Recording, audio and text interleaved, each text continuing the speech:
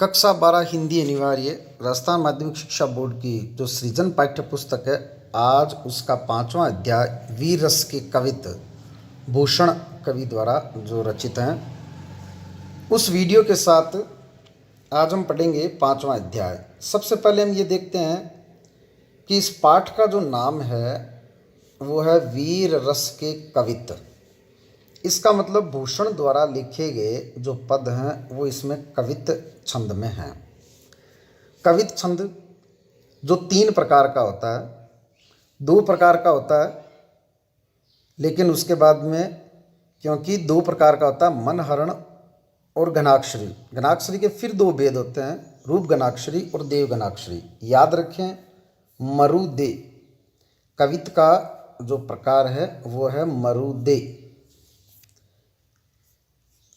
मनहरण जो 31 वर्ण का होता है, रूप घनाक्षरी 32 वर्ण, ये एक वर्णिक छंद है, और देव घनाक्षरी ये 33 वर्ण, 31 32 33।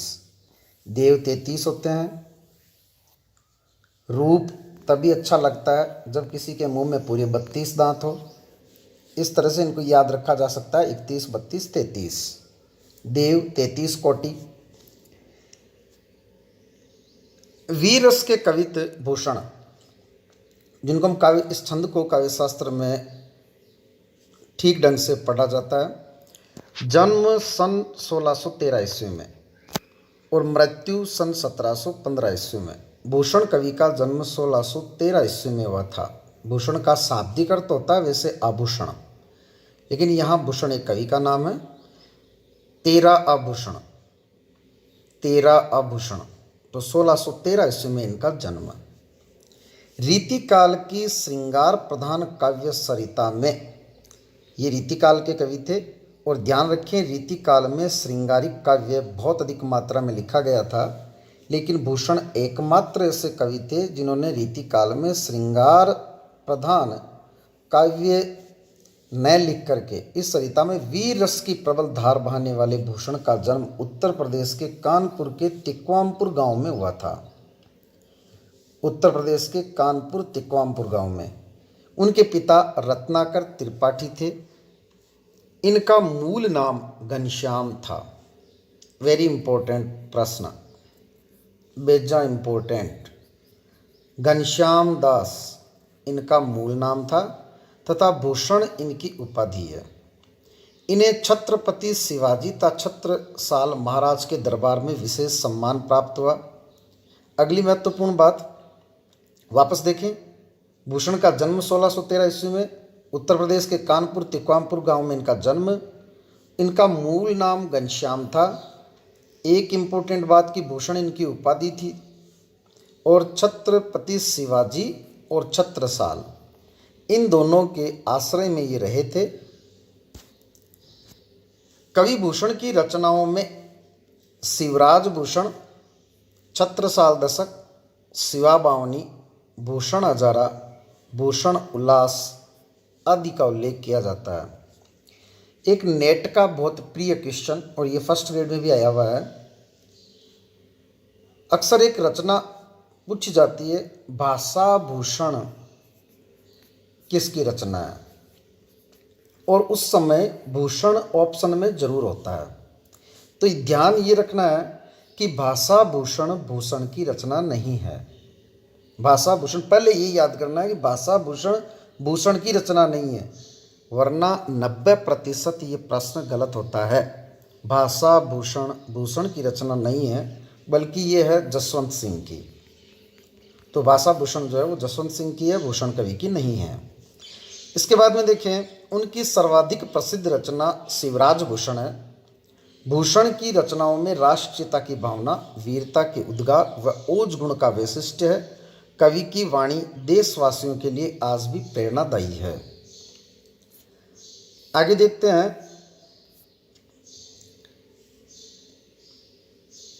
प्रस्तुत पाठ में कविवर भूषण के 5 कवित लिए गए हैं। एक बात हम और कर लेते हैं कि इनका मूल नाम जो घनश्याम था, ये विश्वनाथ जो इतिहासकार थे उनके अनुसार। अब प्रश्न उठता है, एक तो इनकी भूषण की उपाधि, एक ये प्रश्न खूब आता है कि इनकी पालकी को, इनको सम्मान देने के लिए इनकी पालकी को कंधा किसने लगाया था। तो हमारे पास दो बातें होती हैं, कई लोगों को ये पता है लेकिन ये कंफ्यूज होता है कि किसने कंधा लगाया था और किसने भूषण की उपाधि दी थी। चित्रकूट के शासक रुद्रदेव सोलंकी, एक नाम है हमारे पास रुद्रदेव सोलंकी और एक नाम है स्वयं छत्रसाल ने। तो ध्यान रखिए, जब पालकी को कंधा लगाया जाता है तो ऊपर धूप से सुरक्षा के लिए ऊपर एक छत्र भी जो है वो हाथ में लेकर के और उसके ऊपर सिर के ऊपर किया जाता है।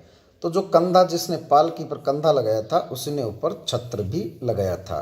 इस तरह से याद रखें, पालकी को कंधा लगा करके छत्रसाल ने छत्र ऊपर लगा दिया था और भूषण को यानी घनश्याम को भूषण की उपाधि देने वाले रुद्रदेव सोलंकी थे।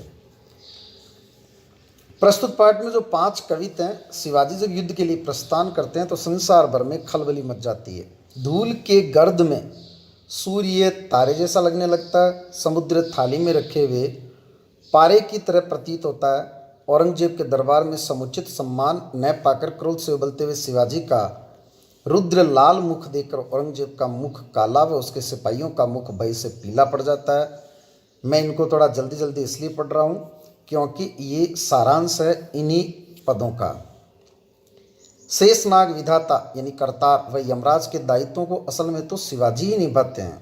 पालन करता, संहार करने वाले सभी का दायित्व है शिवाजी निभा रहे हैं। शिवाजी का शत्रुओं पर आधिपत्य ऐसा है जैसे इंद्र का जंबासुर व बड़वानल का सागर पर, बड़वानल कहा जाता है समुद्र में लगने वाली आग। राम का रावण पर, वायु का बादलों पर, शंकर का कामदेव पर, क्योंकि कामदेव को अपना तीसरा नेत्र खोलकर भस्म भगवान शिव ने किया था। परशुराम जिन्होंने सहस्रबाहु का वध किया था। दावाग्नि का वृक्षों पर, जंगल में लगने वाली जो आग है वो वृक्षों को जला देती है।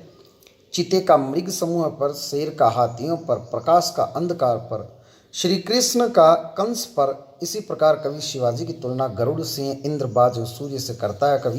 कवि मानता है कि सूर्य के समान 9 खंड भूमंडल पर, क्योंकि ये जो भूमंडल है ऐसा माना जाता है कि पृथ्वी 9 खंडों में विभक्त है, पर सर्वत्र शिवाजी का वर्चस्व है। आइए देखते हैं भूषण कवि के वीर रस के कविते। साजी चतुरंग सेन अंग में उमंग धारी, सरजा शिवाजी जंग जीतन चलत है। कवि कहते हैं कि जिस समय भगवान ये शिवाजी जो है जब युद्ध करने के लिए चलते हैं, साजी चतुरंग, चतुरंगिणी सेना को सजा करके।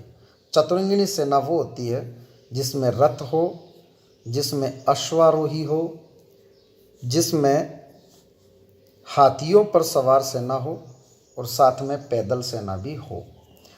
4 तरह की जहाँ सेना होती है वो सेना चतुरंगिणी सेना कहलाती है।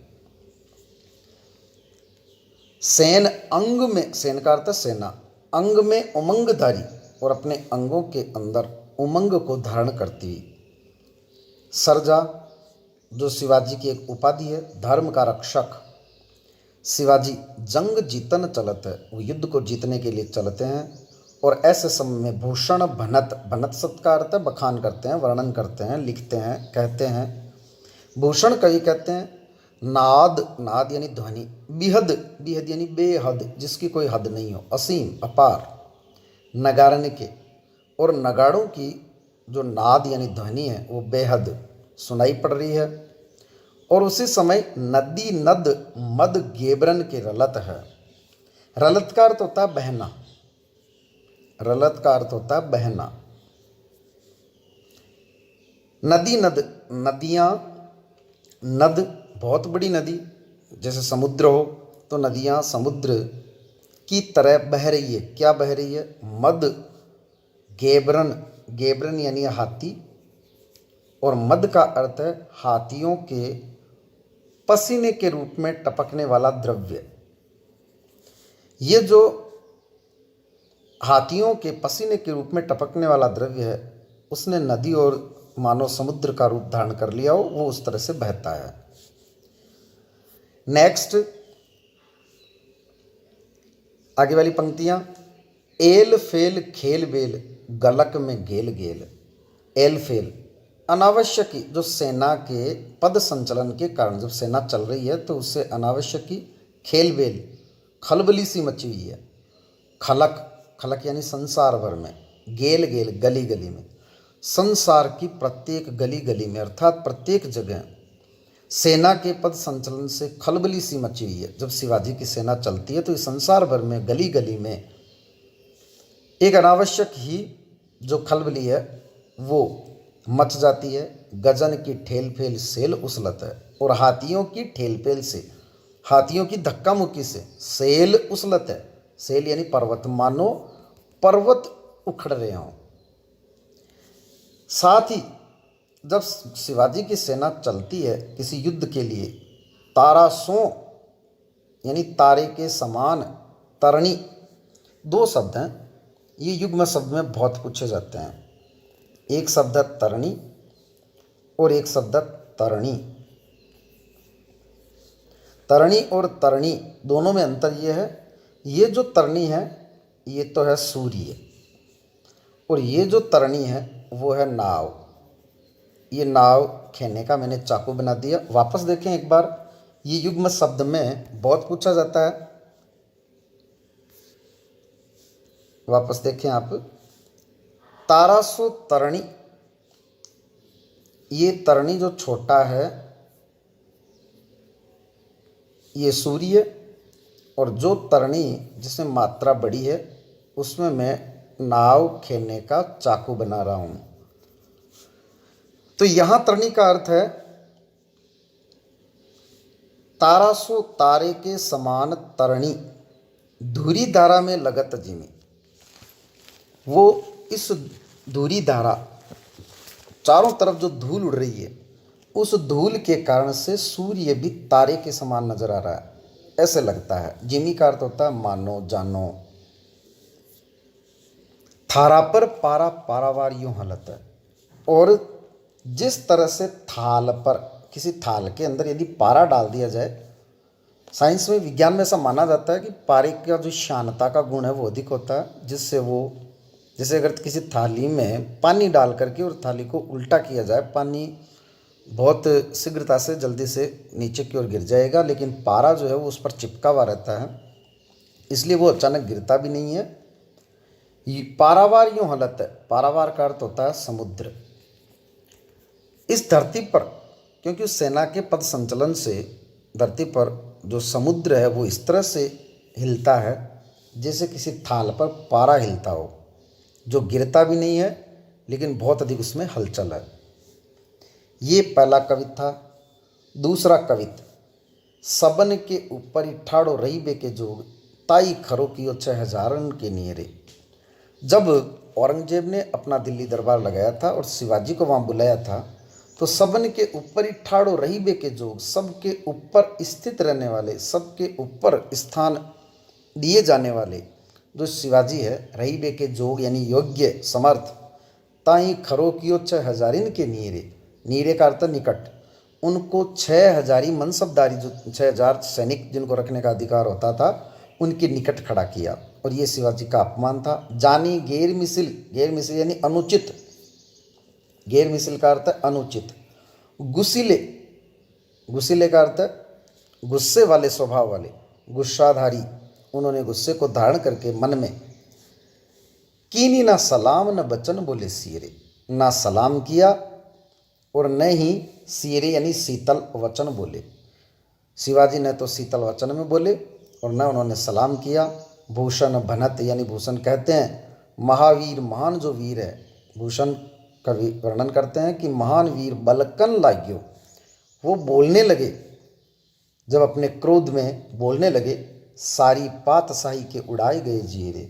तो सभी जो बादशाह हैं उनके जीरे, उनके हृदय जो है वो उड़ गए। भाव ये है, उनके मन में आतंक व्याप्त हो गया। तमकते लाल मुख, क्रोध में तमकता वासा, जो लाल मुख देखकर शिवा को निरखी भय, शिवाजी के मुख को देख करके शाह मुख नौरंग सिपाह मुख पीरे। नौरंग अर्थात औरंगजेब, उनका मुंह शाह यानी काला हो गया, सिपाहियों का मुख पीला पड़ गया, उनके आतंक से, उनके भय के कारण। पूछा जा सकता है औरंगजेब का मुख कैसा हो गया और सिपाहियों का मुख कैसा। सिपाहियों का मुख पीला और औरंगजेब का मुख शाह। नेक्स्ट पद है, तेरे ही भुजानी पर भूतल को भार, कही वे को शेष नाग दिगनाग हिमाचल है। तेरे भुजाओं पर, भूषण कवि कहते हैं कि हे शिवाजी, तेरे ही भुजाओं पर इस भूतल का, इस धरती का भार है, कही वे को शेष नाग दिगनाग हिमाचल है। कहने मात्र को ही शेष नाग, दिगनाग, दिगनाग का अर्थ है इस दिशाओं के हाथी, इस दिशाओं के हाथी का अर्थ है देव, हिमाचल और हिमालय पर्वत। क्योंकि पौराणिक मान्यताओं के अनुसार जो हिमालय है उसी पर यह धरती स्थित है, शेषनाग पर धरती स्थित है, और इसका संपूर्ण, इसकी जो जवाबदारी है वो देवों पर है। तेरो अवतार जग पोषण भरनहार, तुम्हारा अवतार इस जगत के पोषण और इस जगत के भार को, इसको जगत के पोषण करने और इस जगत का पेट भरने, जीविकोपार्जन करने, ये संपूर्ण जो दायित्व है वो इसी के लिए तुम्हारा अवतार हुआ है। कछु करतार को नत्ता मधि अमल है। इसमें कछु, इसमें कोई, करतार यानी विधाता, को नेता मधि अमल है। अमल का अर्थ होता है प्रयास, प्रयत्न। इसमें विधाता का किसी तरह का कोई भी प्रयास नहीं है। साही तने सरजा समथ शिवराज कई। साही, शाह के पुत्र थे, तने का अर्थ तनय यानी पुत्र। शाहजी के पुत्र सरजा, सरजा उपाधि को धारण करने वाले ये शिवाजी, समर्थ, आप समर्थ हो। शिवराज, हे शिवराज, आप सरजा की उपाधि धारण किए हुए और समर्थ हो। शाहजी के जो पुत्र, कवि इस तरह से वर्णन करते हैं, तेरो अवतार जग पोषण भरनहार, कछु करतार को नता मधि अमल है। साहित्य ने सरजा समर्थ शिवराज कवि, भूषण कहत जीवो तेरो ही सफल है। भूषण कवि कहते हैं कि केवल तुम्हारा ही जीना सफल है। तेरी करवाल यानी तुम्हारी तलवार करे मलेच्छन को काल। मलेच्छ या मुगलों के लिए आया है, उन मलेच्छों का काल बनकर के तुम्हारी तलवार जो है वो उन पर टूट पड़ती है। बिन काज होत काल बदनाम धरातल है। इस धरातल पर तो काल यानी यम व्यर्थ में ही, बिन काज व्यर्थ में ही बदनाम हो रहा है। उनके लिए तो काल तुम बने हुए हो, उनका संहार तुम कर रहे हो। नेक्स्ट, इंद्र जिम जंब पर बाड़व जो अंब पर। जिस तरह से इंद्र, जंब यानी जृंभासुर, जृंभासुर का वध इंद्र ने किया था, जिस तरह से इंद्र का जृंभासुर पर, बाड़व जो अंब पर, और बड़वानल, बड़वानल आग जो है वो समुद्र में लगने वाली आग है। अंब यानी जल, जो जल को सुखा देती है। तो जिस तरह से इंद्र का जृंभासुर पर, बड़वानल का जल पर, रावण सदम्भ, सयदम्भ यानी दम्भी, जो दम्भ सहित, दम्भी सहित रावण पर रघुकुल राज, रघुकुल राज प्रभु श्री राम। उसी तरह से पवन वारिवाह पर, पवन का वारिवाह, जल का जो वाहक बादल, वो बादलों को चाहे जिधर उड़ा कर ले जाती है पवन। शंभु रति नाह पर, रति के पति थे कामदेव। ये भी पर्यायवाची में खूब पूछा जाता है, रतिपति और शचीपति। तो रचिपति कामदेव का पर्यायवाची है और शचीपति इंद्र का पर्यायवाची। तो रति नाह कामदेव पर भगवान शिव का, क्योंकि कामदेव ने जब भगवान शिव की तपस्या को, उनकी समाधि को भंग करने का प्रयास किया, तो भगवान शिव ने क्रोध से अपना तीसरा नेत्र खोल करके कामदेव को नष्ट कर दिया। और फिर कामदेव की पत्नी रति के आग्रह पर ही भगवान शिव ने ये कहा कि मैं इनकी देह को वापस नहीं लौटा सकता, जो नष्ट हो गया सो हो गया, परंतु मैं इनको अमरत्व प्रदान करते हुए इनको बिना अंगों के आत्मा के रूप में तुम्हारे साथ ये अब रह सकेंगे। और उसी के बाद कामदेव का नाम अनंग कहलाया, अन अंग, बिना अंगों वाले। ज्यों सहस्र बाहु पर, जिस तरह से सहस्र बाहु पर जिसके 1000 आते, राम राम का, अर्थात कौन से राम? द्विजराज। द्विज ब्राह्मण का पर्यायवाची होता है, विप्र का, जो ब्राह्मण विप्र राज है, ऐसे राम अर्थात परशुराम। परशुराम का जिस तरह से सहस्र बाहु पर, दावा द्रुम दंड पर, दावा नल जंगल में लगने वाली आग, बड़वा नल समुद्र में लगने वाली आग और दावा नल जंगल में लगने वाली आग। द्रुम दंड, द्रुम पेड़ का पर्यायवाची होता है, पेड़ों के समूह पर जिस तरह से जंगल में लगने वाली आग का अधिकार होता है चिता मृग झुंड पर, और चिताओं का मृग के समूह पर, भूषण वितुंड पर जैसे मृगराज है।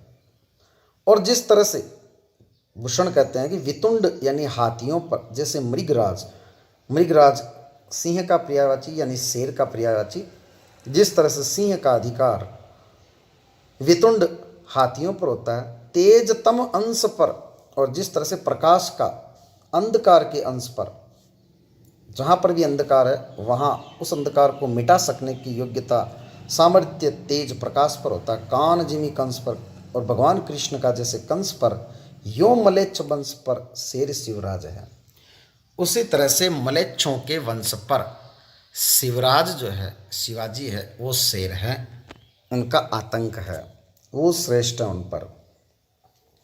नेक्स्ट पद, गरुड़ को दावा जैसे नाग के समूह पर।